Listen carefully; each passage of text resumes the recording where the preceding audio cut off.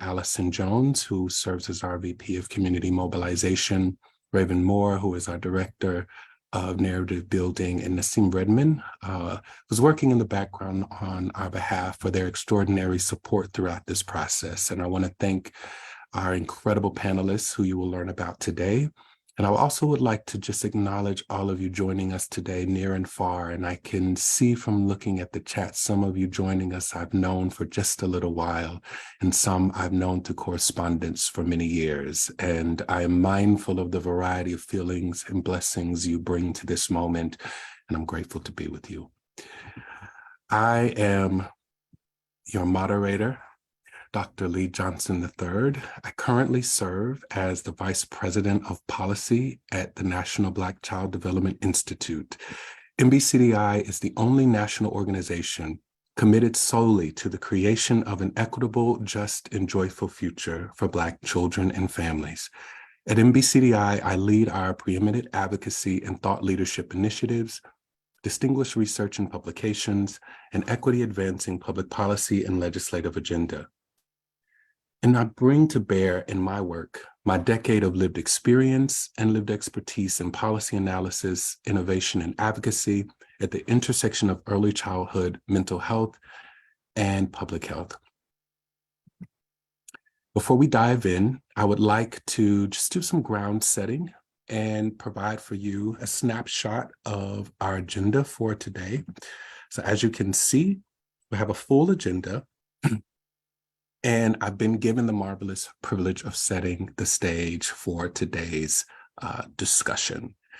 And so during today's conversation, we will discuss the importance of not just prioritizing and protecting and promoting Black children's mental health, but we will hear from expertise of the panelists that I will talk a little bit more in a few moments. And so I'm really excited that all of you have joined us today. During today's conversation, we will discuss the importance of prioritizing the mental well-being of Black children, which aligns with the 3 Ps policy framework seen in the National Black Child Agenda, created in collaboration between NBCDI, Dr. Iheoma Iruka, and colleagues. The 3P framework ensures policies, especially the kinds that would respond to the mental health needs of our families, center the racialized experiences and assets of Black children and their families. Specifically, preserving, protecting, and promoting ensures the health, economic, education, and general well-being of Black children and their families. In addition to increasing awareness, we must ensure policies are effective at protecting Black children and their families from racism, discrimination, and material hardship, promoting Black children and their families' economic security, health, and access to quality early learning opportunities, and preserving Black children and their families' cultural identity and heritage. Our objectives for today are to ensure that we raise awareness about the importance of protecting the mental well-being of Black children, provide practical strategies for promoting the mental well-being in Black children, and to foster dialogue and learning around preserving the mental well-being of Black children among our participants. But first, I'd like to introduce our distinguished panelists, both of whom are Black women leaders who champion the support and promotion of mental health among our youngest learners. Our first panelist is Dr. Barbara Stroud. Dr. Barbara Stroud is a licensed psychologist with over 3 decades worth of culturally informed clinical practice in early childhood development and mental health. She is a founding organizer and the inaugural president of the California Association for Infant Mental Health, a 0 to 3 fellow, and holds prestigious endorsements as an infant and family mental health specialist, reflective practice facilitator, and mentor. In 2018, Dr. Stroud was honored with the Bruce D. Perry Spirit of the Child Award. Embedded in all of her trainings and consultations are the activities of reflective practice, demonstrating cultural attunement and holding a social justice lens in the work. Dr. Stroud's book, How to Measure a Relationship, is improving infant mental health practices around the globe and is now available in Spanish. Her second book, an Amazon bestseller, Intentional Living, Finding the Inner Peace to Create Successful Relationships, walks the reader through a deeper understanding of how their brain influences relationships. And both volumes are currently available on Amazon. And additionally, Dr. Stroud is a contributing author to the text Infant and Early Childhood Mental Health, Core Concepts and Clinical Practice, edited by Christy Brandt, Bruce Perry, Steve Seligman, and Ed Tronick. Our next panelist is Kellie Richardson-Lawson. Kellie is an Emmy Award-winning creative visionary and entrepreneurial business leader with over 30 years of experience in general management, brand building, marketing, communications, business development, and content creation. Kellie is the founder and CEO of Joy Collective. I love that name. A certified Black and woman-owned cultural insights, marketing, and creative agency committed to delivering breakthrough work for brands like Dove Men & Care, Shea Moisture, BET, the Oprah Winfrey Network, Macy's, and more. An energetic and passionate leader known for her creativity and out-of-the-box thinking, Kellie consistently challenges the norms and drives innovative thinking to create initiatives that positively impact people's lives. One of the architects of the Crown app, creating a respectful and open world for natural hair to end hair discrimination, has impacted 20.6 million Black lives since 2019. Prior to starting House of Joy and the Sunrise Project, what we'll talk a little bit more today, Kellie created the first full marketing organization at BET. A native of Shaker Heights, Ohio, and an unwavering Cleveland Browns fan, Kellie is a proud graduate of Howard University and an active member of Delta Sigma Theta Sorority Incorporated. She and her family live in Bethesda, Maryland. Again, I want to thank you all for joining us today. Please be encouraged to share your name and organization in the chat. And also as a reminder, an added reminder, to please add your questions to the Q&A. And as we begin today's conversation, I just want to reiterate what we often say among our villages to our partners and friends. And that is that NBCDI aspires to create a world where Black children thrive, not just survive. We believe in the power of possibility and work hard to help create the conditions whereby Black children can grow and develop with unfettered joy. Along with our National Village Network, we celebrate the strengths and talents of Black children. However, as we will discuss today, we cannot ignore the historic, significant, and systemic challenges and barriers that hinder their development and impact something deeply personal to us all, mental health. There's an urgent need for NBCDI and others to ensure Black children's mental health is protected, promoted, and preserved along with their rights, as we would want for any child in America. We are thrilled to begin thinking and are excited to discuss today ways that we can protect, promote, and preserve Black child mental health with our two incredible panelists. And I look forward to our conversation today as we all will learn supporting infant and early childhood mental health overall is critical.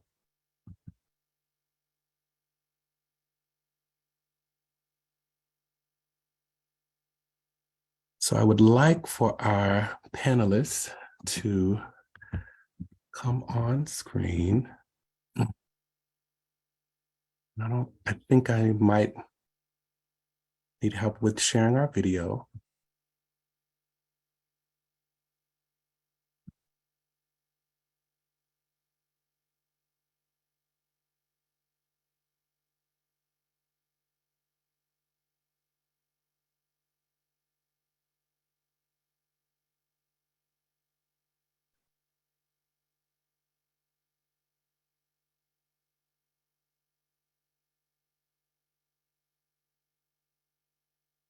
And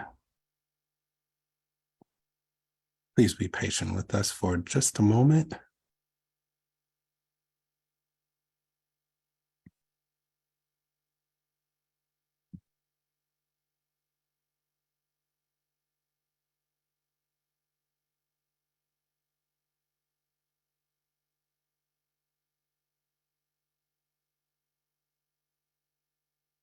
Thank you so much. Yes, thank you for your patience, you all.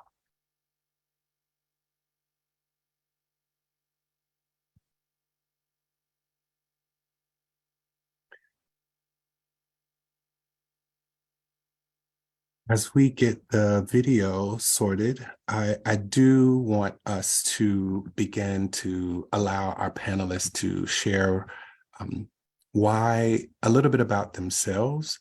And so, Dr. Stroud, as much as I understand that we are awaiting our technical, let's see, let's try one more time. No, it's still not allowing. But I want to go ahead and direct the first question to you in the meantime. Certainly.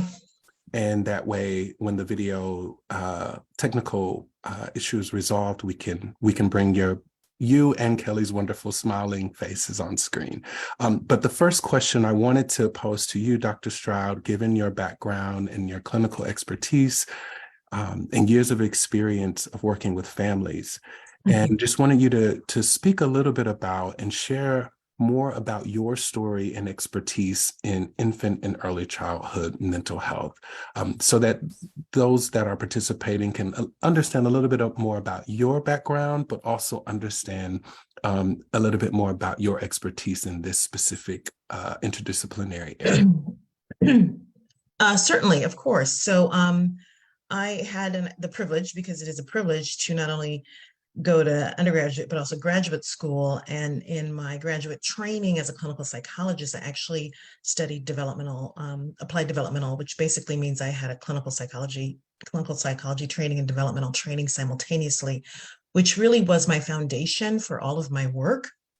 All of my work was developmentally informed, whether I was working with 5-year-olds, 15-year-olds, or 50-year-olds. I have a passion for children and have always enjoyed working with children. In fact, my intention was to be a preschool teacher.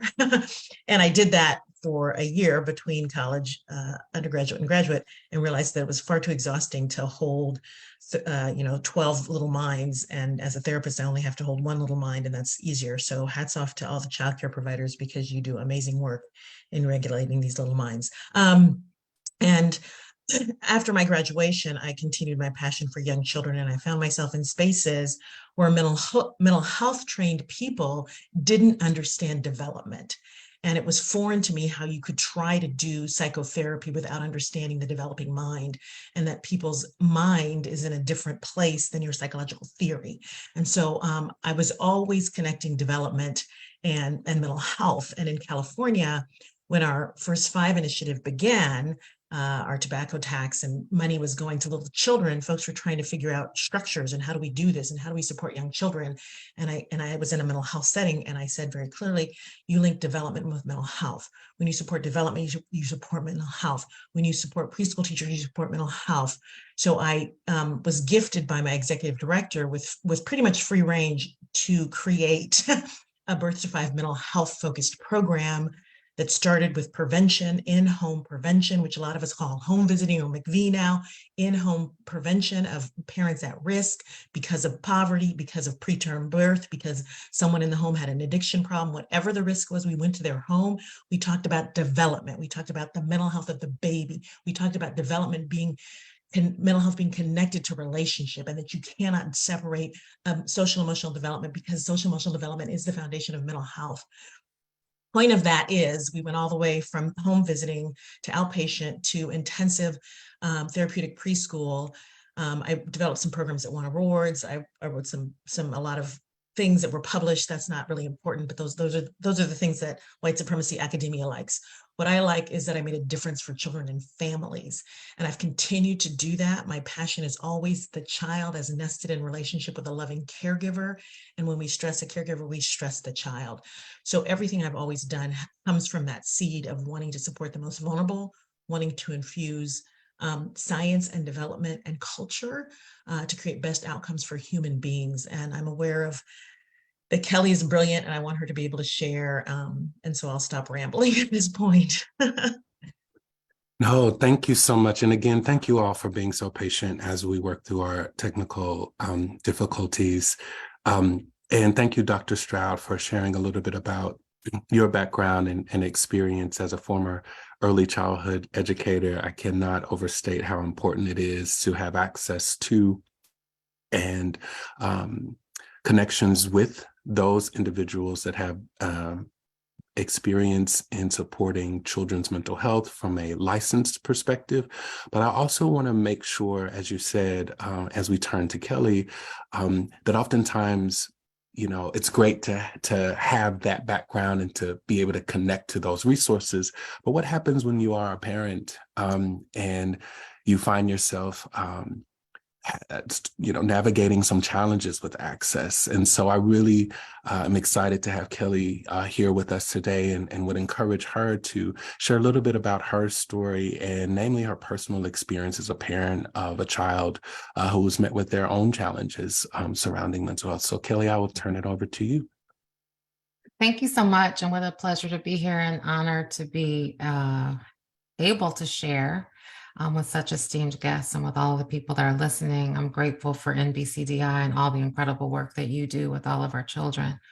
As I think about my story, and I was listening to the bio that you read, that's such a backdrop for, I believe, how my journey has unfolded, because I've always been, you heard, I'm from Cleveland, grew up in a hardworking family, very loving, hardworking family. And Dr. Stroud just said, having a loving caregiver, I was blessed to have that in my home.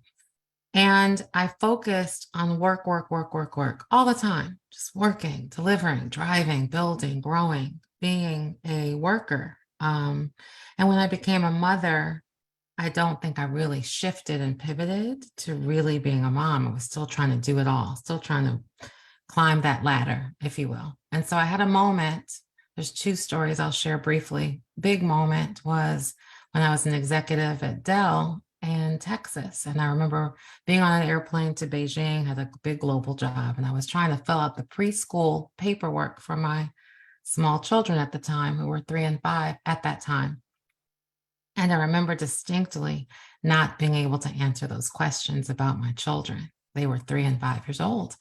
And I was just crying, silent tears on the plane, because it hit me how I didn't really know my children. And I had not paused to really become a mother and to really be focused on my intention of being a great mom and of raising healthy young Black men.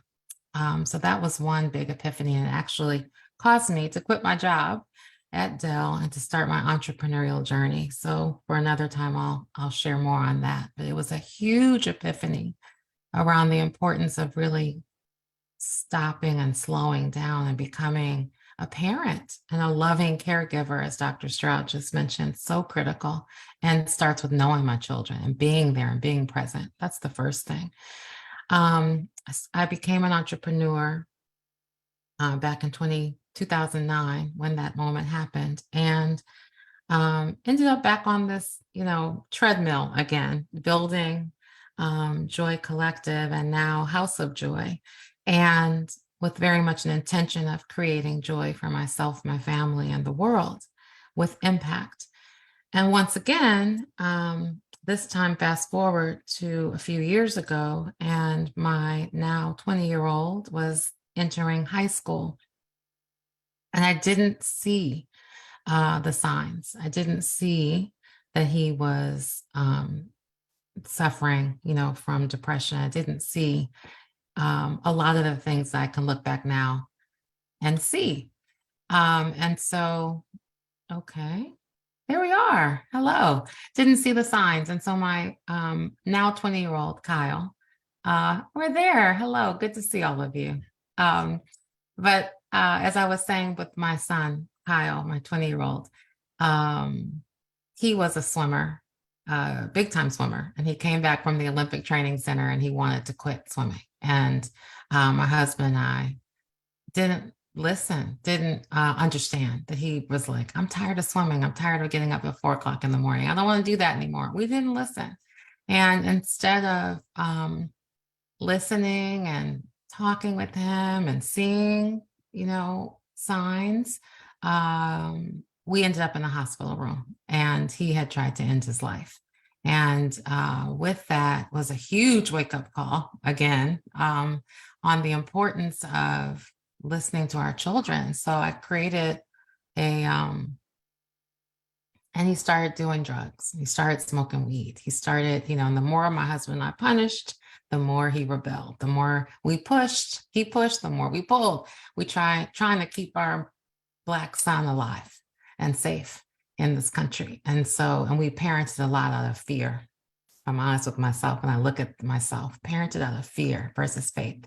and parented out of a space of old school parenting, not, boy, you're gonna do what I tell you to do. And you're gonna do this and you're gonna do that. And what I now have come to realize is that, you know, sometimes the child of our dreams is not the child that presents themselves. And we have to be okay with that. We have to be more than okay with that. We have to accept them and love them. I love what Dr. Stroud said, that loving caregiver, no matter what, and loving the person for the person, not for, oh, they're swimmer. He was known as Swimmer Kyle. He was like, I just want to be Kyle. And that's okay. So I created a nonprofit organization born out of a dark, dark, dark space after his second suicide attempt and after having him sent away to quote unquote fix him, to get him clean and get him straight. And there was nothing wrong with him, really. He needed love and he needed listening and he needed a loving caregiver who saw him for him and who said, we love you, period. Nothing else. You don't have to go to swim practice. You don't have to, none of that. We love you and we want you to be healthy. So that's that's the opening to, why the Sunrise Project was born, but it's born out of a dark space of need and support from I'm not a licensed clinician or a therapist, but I definitely have lived experience as a Black parent who has learned the hard way how to paradigm shift and how to change myself and not try to change my children anymore. I can see all of the hearts and the love in the chat for your sharing and being transparent, Kellie, about your story. And so I am. I see the hearts too. That's awesome. Thank you. Yeah. I am +1ing all of the hearts and all of the love, and really just connecting between what you were saying and the importance of relationships that Dr. Stroud had put forth before, and how critical it is for relationships to be formed in such a way that are nurturing, that are responsive, that are caring, that are attuned to the unique needs and strength of our children. And so, Dr. Stroud, as you've heard in Kellie's story, and I imagine even in your own line of work, there are oftentimes themes of challenges that you come across in working with children and families. And so can you speak to, when it comes to mental health, what are some of the most common challenges that Black children and families face that you've seen when it comes to mental health? And how might you recommend we protect our babies' mental health in both instances and during those challenges? I first want to again thank Kellie and her story, and have walked next to families in these challenges, and we're here to talk about little kids. Well, I guess we're talking about all kids. I always think about babies, and our teens are struggling. All of our children are struggling. I just want to hold on to a couple of things that came up to me from Kellie's story. And I'm a parent as well, so I'm a mother and a psychologist. And I tell everyone, and my daughter knows this, I love the child I have, but I didn't get the child I wanted, because the child you dream of is a fantasy. And as parents, we have to reconcile that I love this child, but it doesn't meet my fantasy, because no child is going to meet your fantasy. So you accept and embrace and love the child. My mother used to say hard-headed or willful. You adjust to all of that about the child that you have. All right. So in terms of the child, I want to just talk about things you can do to protect first, because it's kind of how I framed, if that's okay, Dr. Johnson, this. We want to seed in our kids things that the world is trying to strip of them. And we know this has been going on for 400 years of devaluing Black people and Blackness. So from the moment, we want to instill the knowledge and the pride of who they are. I am somebody. I'm seeing streaming all over my my feeds about all these kids doing this poem, I Am Somebody. And I love that you are valuable regardless of whether others see it or not. I see it. You just have to see it in the mirror. Don't expect white supremacy to name your strengths, because they won't. We will name your strengths. So empower them to have pride in who they are, to know their history, because other people won't teach it. Teach your children their history so they have knowledge and pride. So those are some like what I would call protective factors in a way, things you want to instill in your children. Now, a barrier to success, to mental health success and life success for anyone, and particularly our children, is being unseen or unheard in society. So if we don't see you in your truth, if we refuse to hear that the struggle is real, we're basically minimizing your experience. And over time, that kind of crushes the ego or the sense of internal identity. And so we want to make sure that our kids know we see them. We see their strengths, we see their vulnerabilities, and we see that this may not be the time for you to take guitar lessons because you're struggling in algebra. We see all of those things. We see that, I know you want to take honors, but I think you need to take this class because I'd rather you get a really well-earned A than struggle and work extra hard to get a B in honors class. So we see the needs of our children and we meet them there. I want parents also to understand the difference between chronological age and developmental age. Developmental age is where your kids are functioning. They're looking developmentally like 2-year-olds, not 3-year-olds. And post-COVID, we're seeing all of our little kiddos are about a year behind developmentally. That's okay. We catch up with support, but we challenge our kids when we don't meet them where they are developmentally. So what can you do? You can name inequity when you see it. You can hold those in childcare accountable. I'm pretty bold, and maybe I'm bold because I have letters after my name, or maybe I'm bold because my dad was a rebel and he did everything he wasn't supposed to do with his PhD from Stanford because he had the white supremacy cred to go tell people that they were being racist. So I will tell people to their face, I know you don't think my child can do this because she's Black, but I'm here to tell you this is what I expect from you. Start that in preschool. Start that in preschool. Say, it's not your fault the system is racist. We were born into a racist system, but I'm here to tell you I'm watching. I'm here to tell you that I'm looking out for my child and I will hold you accountable to treat my child with equity. So I think you prepare the system for the fact that you're coming and you expect equity for your child and you will name it when you don't see it, and not in a hostile way because it's everywhere, folks. It's in the water, it's in the air. The white people don't see it because it privileges them. And, that's okay. I'm not mad at them. I don't have time to be mad. I'm trying to create change. So how we're going to create change is to shine a light on all this inequity that everybody's so used to, right? So, yeah, we got to fight the system every day. And I think right now more than ever, this I may say again, because it's very present on my mind, is that, people are so afraid of the power of Black people that they're banning books, that they're saying we can't use certain words, how fragile is your ego? And I'm tired of the word white fragility. We may or may not have time for that because I don't have time for you to be fragile. I don't get to be fragile. I'm too busy trying to keep my child alive. So I don't have time for your fragility. All right. You got to get on board because all of our children matter. All of our children matter. I hope I answered your question. You did. And as a fellow infant mental health friend in this space, I everything you said certainly resonates. I see mic drop in the chat because that was indeed a mic drop moment. And again, I think I wanted to, before I turn to Kellie, just flag a couple of things that you mentioned, particularly starting in preschool. And I think that, to your point, letting educators know that you as a parent are watching, that the expectation doesn't begin and end with the child, but it is sort of coalesce with this community of care that you are expecting in the classroom that your child is in. Now we know, and I'm sure we both can say this, that children don't know the names of the settings that they're in, right? When they're infants and toddlers, they can't tell you I'm in a setting, but we as parents know.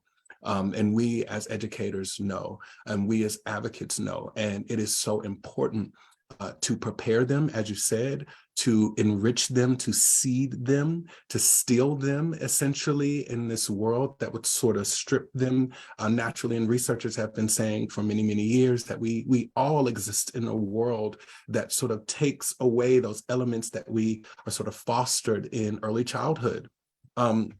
And I think about what you were saying when you mentioned expecting equity, and I think that is so incredibly important in all of the areas that we move in.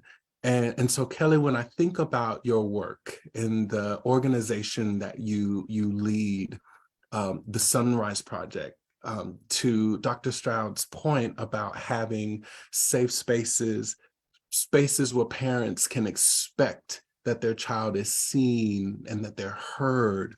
You've created an organization where you lead it filled with love and compassion and a mutual desire to heal our families, children, and ourselves. And it stands as a resource for parents and teens to share, to learn, and cope. And I understand part of the reason it was created, as you've mentioned previously, was due to barriers accessing mental health care for your family and really navigating those challenges. And so can you just speak to how does the Sunrise Project help connect families to resources to overcome those barriers to accessing care and aid in protecting child mental health? Awesome question. Thank you. And I also love what Dr. Stroud said as well. So the Sunrise Project is a resource for Black parents. It was specifically created for Black parents because, to your point, I couldn't find a place. I was sitting in a therapeutic residential place with my husband, looking around the room with no one that looked like us. And people were sharing their experiences. And then we would share, and people would look at us like deer in headlights. I couldn't understand, the space of trying to, where we were coming from. It's Black parents and I couldn't find a place. And at the time I felt very alone and had a bunch of stigma and felt ashamed, had a bunch of guilt, and so I was like, and didn't really want to talk to people about it because there's so much stigma in our community. And so, the Sunrise Project is a resource for Black parents to come together, as you said, in a safe space filled with love, filled with compassion. And we bring experts every week, people like Dr. Stroud, which I'm going to be sending you an email separately to invite you. We bring experts to speak on different topics, whether it's anxiety, self-harm, which was a big eye-opener for me. But we bring experts and we have open, vulnerable conversations. And on the website, there's a resource page that has all the experts that have come on. We've had 168 calls since we started, and the expert information is there, links to the experts, workshops, books, all of that is there. And each week, as different people are talking, we share in the chat. And we do this out of love. Not to make money, but really to help people. So we have resources on our page. I also use things like the Ad Council, the nonprofit. They have amazing resources on sites like Sound It Out Together, where they help people get tools, tangible tools on how to talk to our kids. A lot of times we say, how was your day? Which is not a good question to ask a child. And, they provide resources and conversation starter packs and different types of ways to approach a conversation. So I use those types of resources at the Ad Council or at NAMI, many other places. So but it starts, I think, with my own nonprofit, which is a wonderful repository of information and resources and tools. And there's so many amazing people doing incredible work to help fight the stigma, Shanti Das, and silence the shame. I could go on, but that is what I've provided, is a place with resources on our website. And there's many others. Therapy for Black Girls, as I mentioned, NAMI, NBCDI, of course. You have incredible resources on your website. So I think those are some examples. But really, I think for the Black community, I just want to say it starts with love. And if I think about the acronym LOVE, it really is loving ourselves and loving our children, being open to learning new things, because that's been my situation. So O of love, openness, the V for vulnerability, so important for us, and being vulnerable. I think I always talk about Jay-Z's song from 444. He has a line where he says, you don't heal till you reveal. And then empathy, having empathy for people. Recently, I just had this conversation. Someone was asking, oh, where's your child going to college? And I took an opportunity to say, I suggest a different question. Like, what might you be doing after school? Or have you thought about what you might want to do next? Because putting that pressure, what if the person doesn't want to go to school? Or what if, and there's so many opportunities to educate people, because the assumption is your child's gonna go to college. Well, what if they don't want to? And that's okay. But taking an opportunity to educate, I think we all have an opportunity to do that too, and get over any sort of shame or stigma or any of those feelings. Oh, so I hope I answered your question. Yes, no, and I'm so grateful that you named NAMI, but also just the resources that you already have available on your website. And I am someone who is always wanting to point people to resources because you can learn so much from a different perspective of resources, as you've mentioned, from the perspective of a Black parent, and sort of having curated clinicians that can support your family, because as we know, the research tells us the difference it makes to have a clinician that looks like you, to have an educator that looks like you, because representation does matter. And so when you were mentioning not only just the importance of the acronym of love, which I love, and I appreciate the shout out to Jay-Z, because it is true. You don't heal until you reveal. And it is so important for us to be open and honest about our challenges. But also, as I point the next question to Dr. Stroud, and she knows this in working with infants and toddlers. Oftentimes, infants and toddlers, while they have a range of emotions and they respond and react in unique ways, they might not be able to respond to "How was your day?" or even any other question when they're learning to babble or say their first words, right? And so we all hear all the time about the importance of resilience, right? Especially among Black families. However, the science of brain development, as well as our history as a people, tells us that it takes both structural change as well as mental health promotion strategies to strengthen our ability to bounce back from hardship. In your work, Dr. Stroud, you specialize in creating successful relationships, and this is critically important in Black families where interdependence, which is unique to us as a culture, as a cornerstone to our development as children. And so can you give us a glimpse of and share some practical strategies for promoting mental health in Black children, particularly during times of stress and adversity, when everyone's sort of saying, just be resilient. And we know that it's different than that. Sorry, I could spend 20 minutes on resilience and that, we've been resilient forever. It's not that we don't know how to be resilient. We wouldn't be here if we hadn't been resilient. I do want to just also add to Kellie's comments around mental health, and because history is so important, and it's interesting that people, there's a push against even knowing your history, or people teaching history, and not only of Black folks, but of white people, because we don't want people to know the harm that white people have done. We have to understand that the mental health system, and I'm a psychologist, I'm trained, I've had a lot of training, 8 years of training in mental health and psychology. It's a white supremacist system, okay? It is born on whiteness, it stands on white models, and it's very intellectual, and it's very cortex heavy, it's very thinking brain focused. Toddlers are not thinking brain focused, they're not in their cortex. Teenagers are having this huge developmental burst in their limbic system, midbrain, and their cortex. So if you have a teenager and 1 minute they act like they're 24, and then 15 minutes later they act like they're 3, that's their brain under development, all right? And I saw someone pop oppositional defiant disorder in the chat. Our diagnostic system, again, is a white supremacy tool. Oppositional defiant, everybody's oppositional defiant. The diagnosis is people don't do what they said.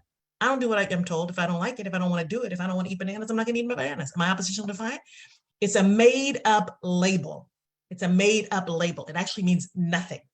It's a category to throw people in that we don't get along with. Okay, boom, I'm shaming the whole DSM because every 7 years they decide we have different names. Names go away. If it's a construct, how does it go away?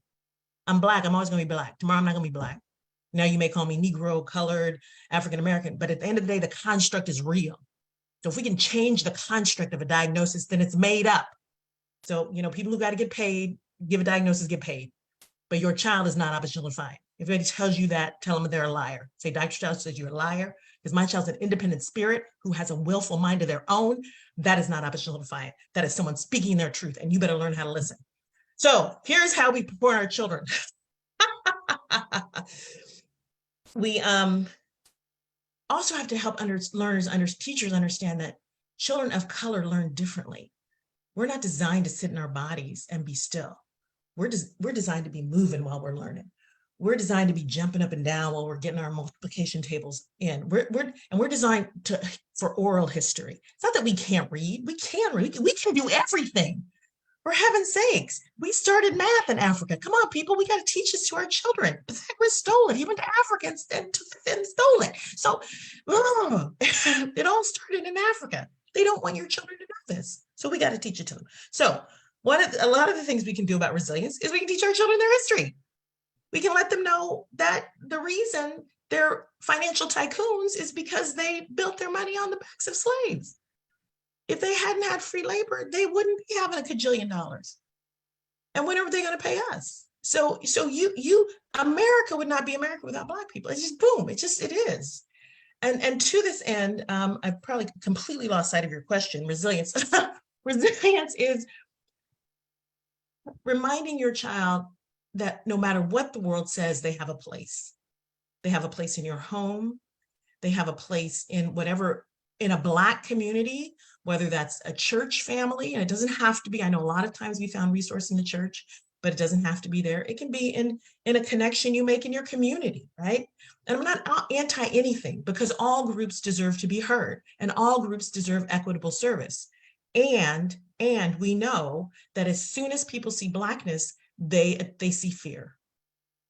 This nation as a whole has been conditioned outside of their awareness, however we want to term it, unconscious or implicit, have been conditioned to see Black bodies as a threat, right? Okay, so this is how a Black man running away from the police can be shot. And a white man who has massacred 100 people, however many at a concert, can be like not incarcerated. He can be on house arrest. I mean, it's craziness, right? It's crazy. So we know this and we see this. And so all of us as parents know we're raising our children for a racialized world. We're trying to keep them safe. And I'm telling you, we need to also, thank you, someone just put my website. We need to tell systems, as I said before, I'm watching. Don't think I'm not watching. And then as a side note, also a parent of a child who has a learning challenge, a parent of a child who has a visual processing disorder. And if I had not been a psychotherapist, I probably would not, or a developmental psychologist, I probably would not have known this about my child. I just knew she was a different learner. And I went to a lot of people that I had access to because of my training. And because she learns differently, and because I have the skill and knowledge, I had to get her an IEP, I had to get her paid tutorial support through the school. I had the knowledge to jump through all those hoops. But my question is, how come you all don't know how to teach her? You're supposed to be teachers. How come you don't know how to teach a child who has an alternative learning style? You should know how to do that. And again, both my parents were teachers, love teachers. Teachers work far too hard because one person should not be teaching 30 kids.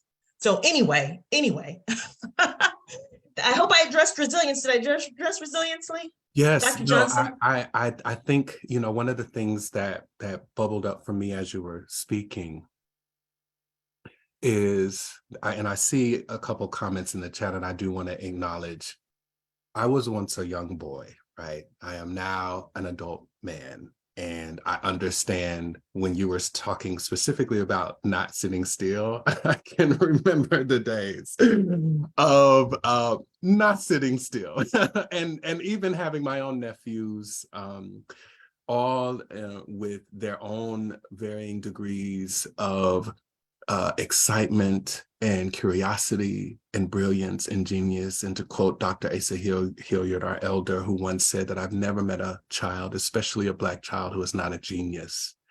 And I think, as you said, we are not designed to sit still.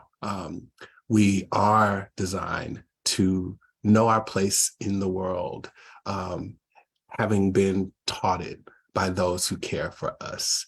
And so I love your definition of resilience is reminding your child that no matter what the world says, your child has a place in home, in community, connection in community, and that it's not about being anti-anything, but it is all about being deserving of equitable supports.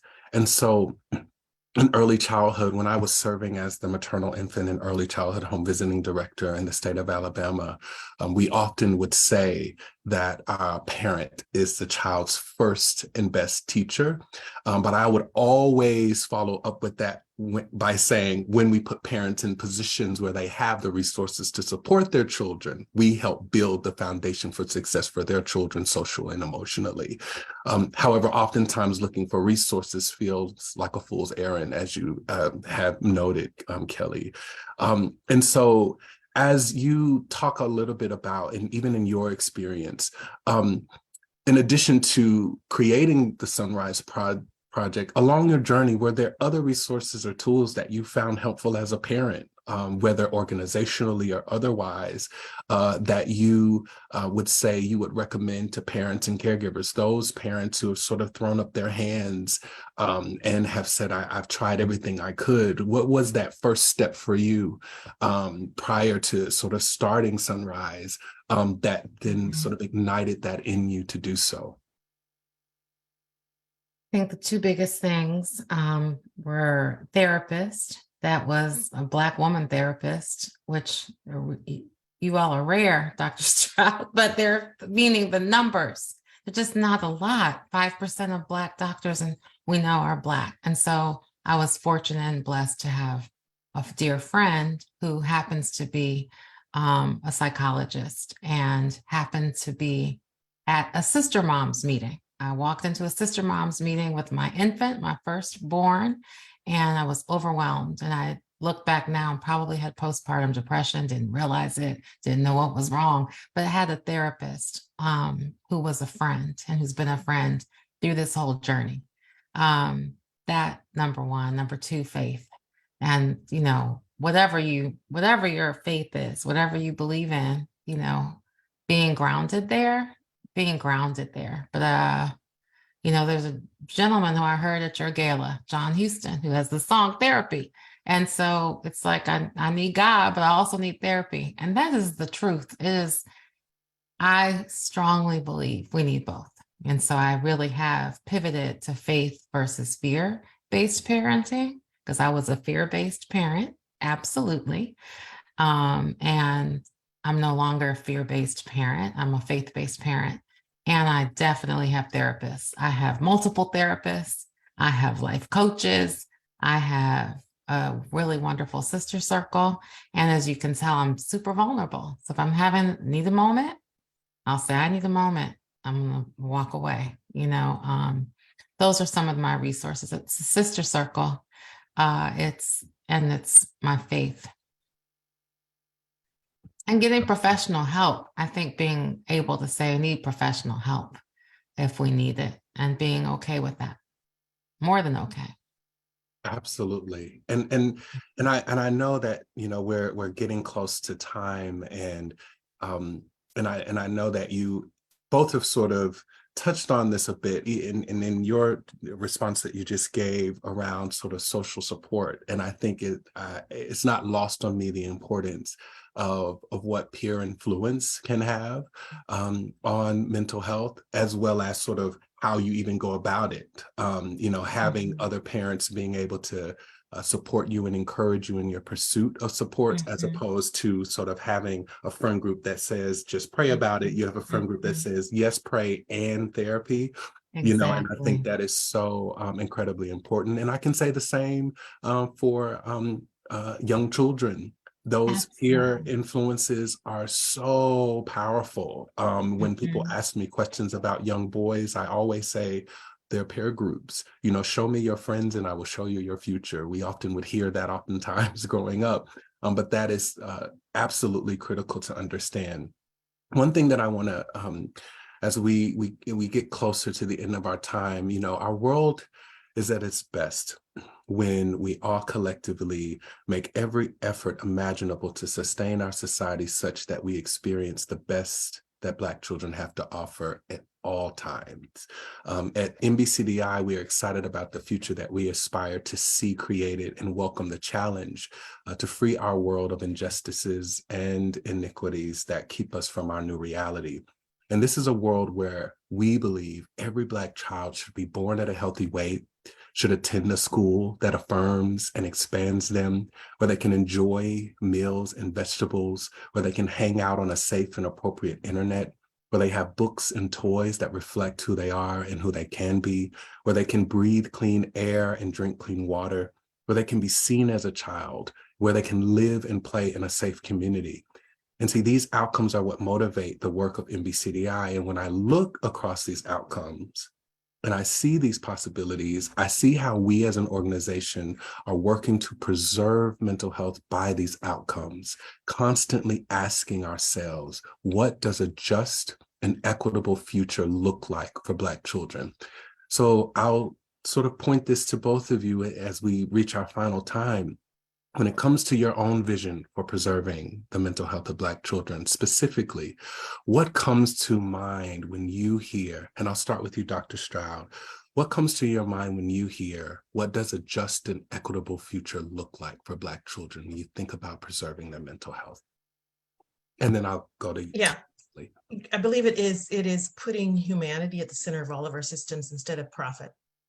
So we stand on the colonizers' model and that narrative about achieving profit. And that's one of the problems with our healthcare and our mental health system is that if you don't have a label, if you have not pathologized someone, you therefore cannot treat them. And we need to give everybody what they need, period. We need to give everybody what they need. And if we do that, we actually would save money. We actually would save money if we had a humanitarian lens. I think if we really want to promote social emotional learning, and then I'm choking because some people don't want to promote social emotional learning and been really clear about that in their politics. But if we want to promote social emotional learning, then we need to understand that diverse populations demonstrate their emotions in diverse ways.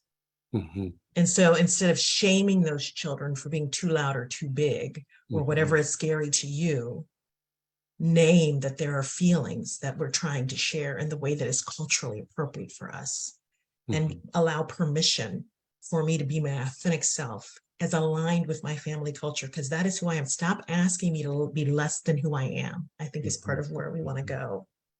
And the other piece that I remind teachers and therapists about is our paying attention to what triggers our nervous, like our brain. What is it in this child that's creating a threat for us such that we cannot see the child anymore? And that's when I think we have what we would call in mental health like a miscue or infant mental health miscue. That's when we start seeing threat instead of a vulnerable child or a teen in pain. Yes. And then we cannot meet that person where they are. And so I see so much pain that is masked by aggression or yelling or other things like gun violence. I see so much pain. And I know that's hard to say, but I see so much pain. And we don't give people permission to have pain in this country. And we don't give others permission to really help hold and heal that pain. We say, get over it. And we are in a bad place, because there's a lot of people in a lot of deep pain. And the healing of that means we got to sit in pain with them, which isn't fun. But that's how healing happens. And babies know it, because babies know that they're consoled when people pick them up and love them up and snuggle with them and smell them and kiss them all over and say, I got you in this bad place. All right. I hope I answered your question. No, that's great. And I couldn't agree more about the importance of centering humanity rather than profit. And as I often say, what parents experience, babies internalize. And so I would say to you, I would pose the same question to you, Kellie, when you think about preserving the mental health of Black children, specifically, what comes to mind when you hear, what does an equitable and just future look like for Black children? Yeah, I think a couple things. One, to build on what Dr. Stroud just said, I think number one, it's stopping the stereotypes and We actually did a study with a brand a couple years ago looking at Black men and stereotypes, 2,000 men. And Black men and white men view themselves the same: smart, kind, funny, confident, etc. You ask the question of each other, it changes completely.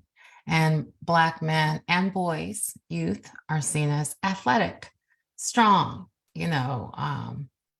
silly. And the narrative changes from when they're little. They come out of us born guilty and born with stereotypes over them. So the first thing is changing the narrative about our children, changing the narrative, stopping the stereotypes. Hugely important because we know stereotypes lead to harm, and that leads to us being fearful. So it's cyclical. So stopping the stereotypes. And a just world will look like a safe world where our children are not killed, where they can go to school and not be suspended unjustly, where they can, not be thrown in jail at tremendously disproportionate rates. And so where they can feel loved and protected and cherished. And I think about some work we did also with the National Basketball Players Association, and we interviewed all these amazing basketball players. How does it feel to be a Black man? And so this here, Aaron Gordon and Jaylen Brown and some incredible young men talking about, I'm on the court, you love me, you celebrate me, you cheer me on, I'm, rah. But when I walk off the court, and I put my jacket on and we, visualized with the agency partner what it looked like, I'm still a man. You hear the voice cracking. I'm a Black man in America. And the stereotypes, I'm seen as a thug, a gangster, criminal. That has to stop. So full circle, stopping the stereotypes and having a safe world where our children are not killed because of the color of their skin. If you all have been paying attention to the chat, I just want to echo thanks, because what you just mentioned, Kellie, and you, Dr. Stroud, is a world where we want to see our babies free and thriving and experiencing unfettered joy. And so I want to I have such deep appreciation, and I was starting to get choked up as you were talking, Kellie, about this world that we want to see for our babies. I've been in this work for more than a decade, from education to working at a state agency, and I cannot tell you how important it is for us to have these conversations and highlight you all's stories and backgrounds and expertise, as well as the resources that you named. And so I just want to say thank you again. I also want to do my due diligence to my NBCDI colleagues by reminding everyone of our upcoming National Black Child Development Institute National Conference for this year that will take place in Charlotte, North Carolina. The dates on the screen as follows are October 13th through the 15th. And we will make sure that you all will be made aware of continuing to highlight registration, but also for those of you who would like to serve as a workshop speaker, we are still accepting workshop speaker proposals. And so I just want to encourage you all, if you were touched at all by this conversation, because I certainly was, and I'm so grateful to you, Dr. Stroud. I'm so grateful to you, Kellie, for your expertise and for your leadership. I also want to be very mindful of the time that we have. Undoubtedly, and I'll just say this, there is no better feeling than sharing space with individuals who are committed to creating a joyful future for Black children. And I stand before you today with immense pride as members who make up the NBCDI village. Our shared values as part of this village include equity as a process, justice as a goal, inclusion as a practice, and Afrofuturism as a vision. And what Afrofuturism presents is an infinite range of possibilities for us as Black people to live in the future of our design, free and whole. And so it is inspiring to see how we all come together, bound by these values, to move forward towards an equitable, just, and joyful future for our children. And so in closing, on behalf of NBCDI, I just want to thank everyone for joining us today. Again, a special thank you to Kellie Richardson-Lawson, to Dr. Barbara Stroud, to all of my colleagues that have been working in front of and behind the scenes, for all of the villagers that are still with us right now. We hope that this discussion has highlighted the critical importance of prioritizing the mental well-being of Black children. And I thank you so much for joining us today. Take care. Thank you. Thank you. And thank you all again. Thank you for the audience as well. Thank you, thank you, thank you. Thank you all. Thank you.